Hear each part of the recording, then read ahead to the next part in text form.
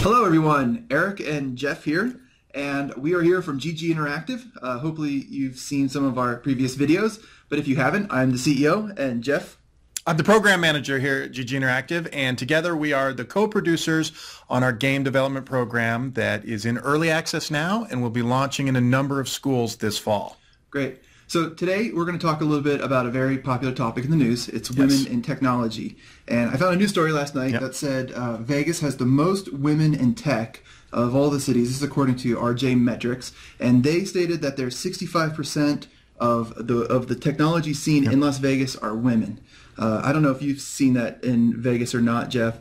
I don't know, but I like it as a father of 3 girls that are already showing a proclivity towards programming and tech. I like that. Yeah, and I've done a lot of things. I've been going downtown. There's a big tech movement that's happening in downtown Vegas, and there is a pretty high number of girls that are there involved with the projects that everyone's working on. So that's great to see. I'm glad to see that Vegas is leading the trend. We always say that we feel like we're missing out on half of the applicants out there to come work for our company because there's just an underrepresentation of female programmers in the industry. So we're hoping to see more. It's even worse in the game industry, to be honest. Yes, it is a little bit worse. It's bad in tech, but in game it's really bad, and we're going to talk about that. And I think the game industry is pretty accepting of diversity in general. So I hope it's something that we see more women getting involved. And to try to help create this, we've got a lot of companies out there that are trying to contribute. So Google, for example, is enlisting Chelsea Clinton to get girls to code, if you didn't see this in the news this week.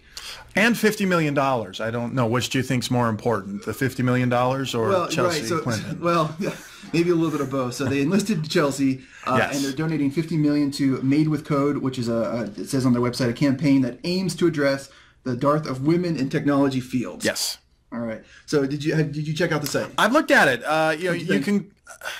There's some good and some bad. Right. Let's say that. So the good is they're working on a lot of arts and crafts, and I can definitely see that there's stuff that I can do almost like a daddy-daughter summer project. Making some bracelets. There's a bracelet making necklace. There was a beat matching type game. Right. My concern with it a little bit, and I know it's early, so I'm supportive of the idea of doing what we can to bring more girls into tech. But what I saw from the examples didn't feel like programming. There was a lot of configuring and setting of values, and they were using the Blockly programming language as a visual programming language, but it didn't feel like programming. There was no if then else. There was no while loop. So I hope to see them kind of up the bar with some more of the tech. Yeah, seems like a good place to start, but would like to see a little more depth to it, and that's probably what's coming. So I was thinking of an example in the game industry that I think is a good one for girls in tech, and it's a particular developer named Corinne Yu.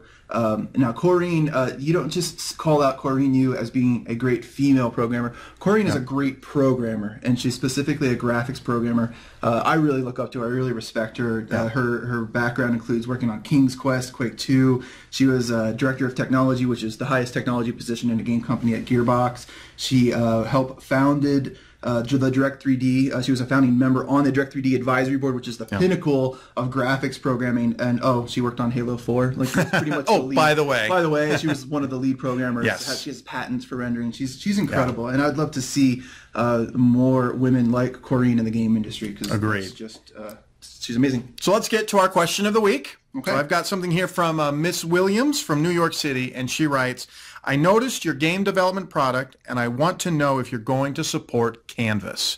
And so for those of you that aren't aware, Canvas is a very popular LMS that a lot of schools we've spoken to are using or are planning to switch to and start using this fall. So what do you say, Eric? We're going to support Canvas? Absolutely. Yes. So we know that for some of you, especially with large schools or schools that are spread out virtually, that an LMS is a requirement.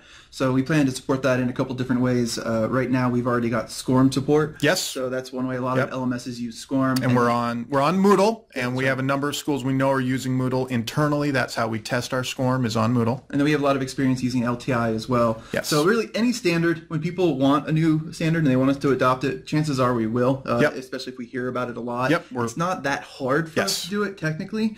But then we also have a digital download version of it, and then also a hosted version that you could run on a website where you don't have maybe as many constraints that you have with the LMS if you don't need it. Yep. Right. So So, Ms. Williams, thank you for that question. Yeah, thank you. And we will see you all next week right here at the same YouTube channel. So please don't forget, reach out to us, early access at gginteractive.com. Good call.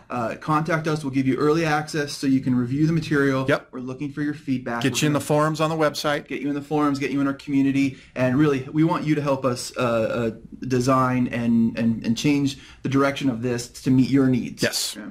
So, all right. Well, thank you. And again, as Jeff said, we'll see you in 1 week.